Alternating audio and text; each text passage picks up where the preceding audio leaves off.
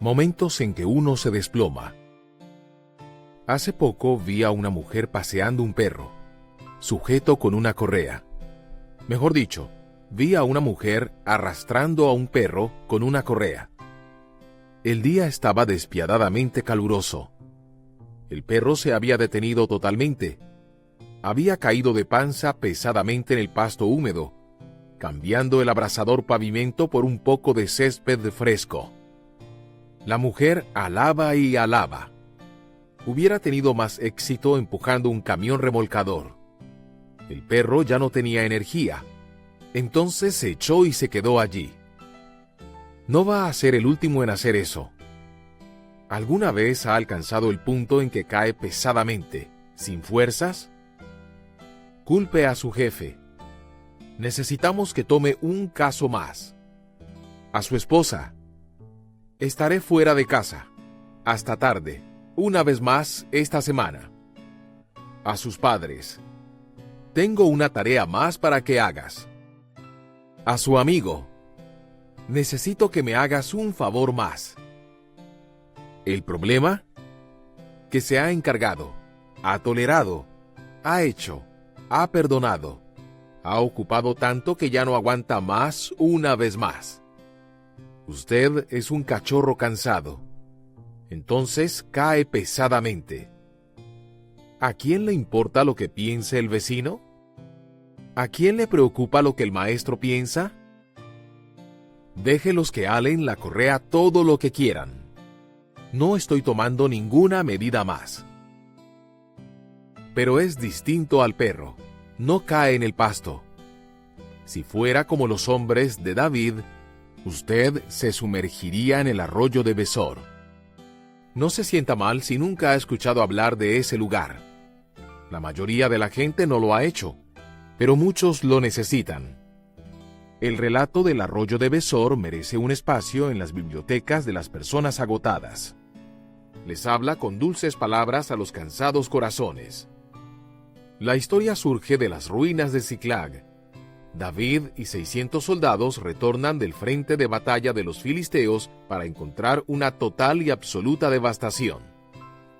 Una banda de asaltantes amalecitas había arrasado la villa, saqueado y llevado consigo a las mujeres y a los niños como rehenes.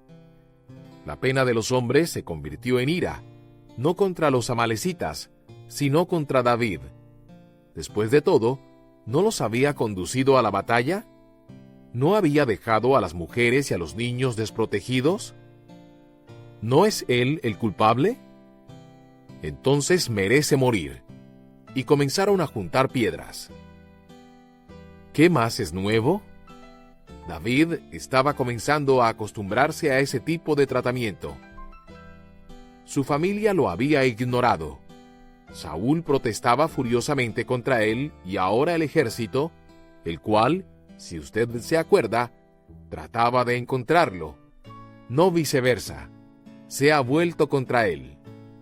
David era un psicópata en ciernes, rechazado por cada persona que le rodeaba. Esta pudo haber sido la peor de sus horas. Pero sacó lo mejor de todo eso. Mientras 600 hombres avivan su ira, David busca a Dios, pero cobró ánimo y puso su confianza en el Señor su Dios. Primera de Samuel 30:6. Qué esencial es que aprendamos a hacer lo mismo. Los sistemas de ayuda no siempre ayudan. Los amigos no son siempre amigables. Los pastores pueden desviarse y la iglesia perder el contacto con la realidad. Cuando nadie puede ayudar, tenemos que hacer lo que hizo David: volver a Dios. ¿Debo perseguir a esa banda? ¿Los voy a alcanzar? Persíguelos, le respondió el Señor. Vas a alcanzarlos y rescatarás a los cautivos. Solía creer que solo los santos podían hablar con Dios de esa forma. Estoy empezando a creer que Dios hablará con cualquiera de esa manera y que los santos son los que se ocuparán de su propuesta. Con poco tiempo comisionado, David redirecciona la ira de los hombres hacia el enemigo y se encamina a la persecución de los amalecitas. mantiene el desánimo de los hombres presente. Todavía llevan las huellas del polvo de la larga campaña en la que habían estado y no habían extinguido totalmente su ira con David. No conocían la guarida de los amalecitas y, si no hubiese sido por el propósito de los que amaban, hubieran abandonado. En efecto, 200 lo hicieron. El ejército alcanza el arroyo de Besor y desmontan ahí. Los soldados se meten en el riacho y refrescan sus caras. Se hunden en el fango fresco y se estiran en el pasto. Y aunque habían escuchado la orden de continuar, 200 de ellos optan por descansar. «Continúen sin nosotros», les dijeron. ¿Cuán cansada puede estar una persona para abandonar el rescate de su propia familia? La iglesia tiene su quórum de ese tipo de gente. Buena gente, gente piadosa. Solo horas o años atrás marchaban con profunda resolución, pero ahora la fatiga los consume. Están exhaustos, golpeados, abatidos, tanto que no pueden juntar las fuerzas necesarias para salvar su propia carne y su propia sangre. La vejez les ha extraído el oxígeno, o quizá fue el desaliento de las derrotas. El divorcio puede dejarlo a usted en el arroyo. La adicción puede hacer lo mismo. Cualquiera sea la razón, la iglesia tiene gente que solo se sienta y espera. Y la iglesia debe decidir. ¿Qué hacemos con la gente del arroyo de Besor? ¿Los reprendemos? ¿Los avergonzamos? ¿Los dejamos descansar? ¿O hacemos lo que hizo David? David les permitió quedarse. Él y los 400 hombres restantes reanudan la cacería, y con cada duna que pasan se hunden cada vez más en el desánimo. Los amalecitas tienen una gran experiencia y no dejan huellas. Pero entonces David tiene un golpe de suerte. Los hombres de David se encontraron en el campo con un egipcio y se lo llevaron a David. Le dieron de comer y de beber. Primera de Samuel 30:11. El egipcio es un siervo minusválido que pesa más de lo que vale. Los amalecitas lo habían dejado para que se muriera de hambre en el desierto. Los hombres de David lo atienden, volviéndolo a la vida con higos y pasas, y le piden al siervo que los conduzca al campamento de sus antiguos amigos. Él está feliz de complacerlos. David y sus hombres bajan en picada hasta el enemigo, como los halcones sobre las ratas. Rescatan a cada mujer y a cada niño israelita. Cada amalecita muerde el polvo o depone en camino, dejando atrás preciosos botines. David pasa de ser chivo expiatorio a héroe, y los gritos de alegría comienzan a manifestarse de manera espontánea. El remate, sin embargo, tiene que leerse. Para sentirlo plenamente hay que imaginarse los pensamientos de algunos de los actores de esta historia. Las esposas rescatadas. A usted recién la han arrebatado de su casa y arrastrado a través del desierto. Temió por su vida y tomó con fuerza a sus hijos. Entonces, un gran día los chicos buenos asaltan el campamento. Brazos vigorosos la levantan y la instalan entre la jiba de un camello. Usted agradece a Dios por el equipo estratégico que la rescató y comienza a buscar, entre los soldados, el rostro de su marido. «¡Querido!», grita. «¡Querido! ¿Dónde estás?». Su rescatista detiene el camello en una parada. «Bueno», comienza. «Su querido se quedó en el campamento». «¿Qué hizo qué?». «Está con nosotros en el arroyo de Besor». No sé si las mujeres hebreas tenían algún tipo de rodillos de madera para amasar harina, pero si los tenían, podrían comenzar a golpear a sus maridos en ese momento. «Besor, ¿eh? Te diré quién va a estar adolorido». El pelotón de rescate. Cuando David convocó, usted arriesgó su vida. Ahora, con la victoria entre manos, vuelve galopando al arroyo de Besor. Divisa la cadena de colinas que está sobre el campamento y ve a los 200 hombres allí abajo. Son unas sanguijuelas. Mientras usted peleaba, ellos dormían. Usted iba a una batalla, ellos a un matiné y a masajes terapéuticos.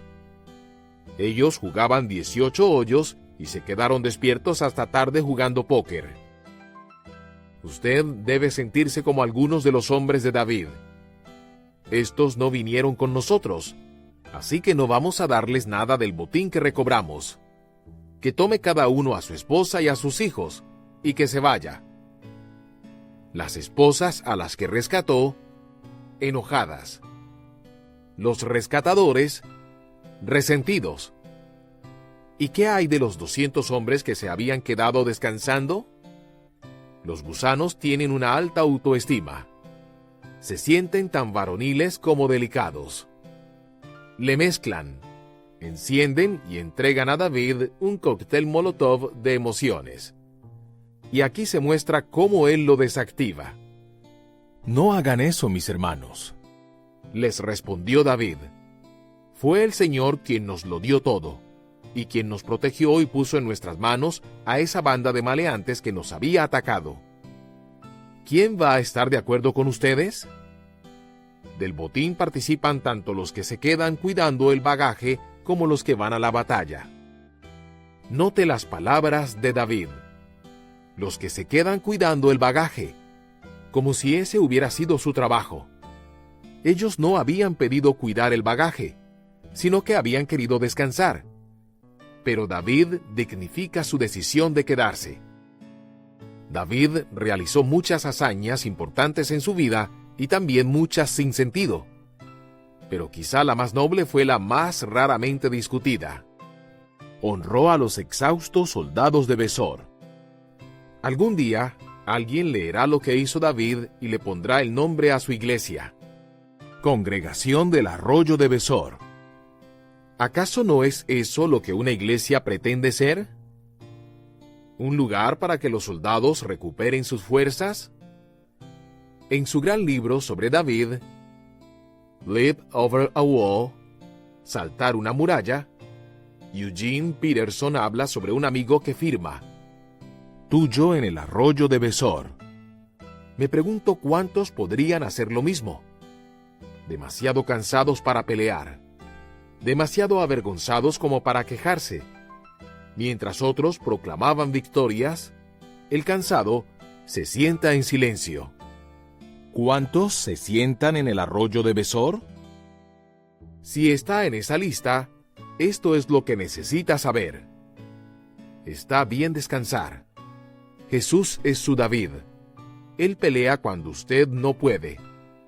Él va a donde usted no puede. No se enoja si usted se sienta. Él no invitó, vengan conmigo ustedes solos a un lugar tranquilo y descansen un poco. Marcos 6:31.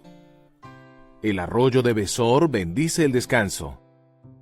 El arroyo de Besor también advierte contra la arrogancia. David supo que la victoria fue un regalo. Recordemos lo mismo. La salvación llega como el egipcio en el desierto, una encantadora sorpresa en el sendero. No ganada, no merecida. ¿Quiénes son los fuertes para criticar al cansado? ¿Está usted agotado? Respire. Necesitamos de sus fuerzas. ¿Está fuerte? No juzgue al cansado. Existen probabilidades de que necesite, en algún momento, caer pesadamente, sin fuerzas. Y cuando lo haga, es bueno tener presente la historia del arroyo de Besor.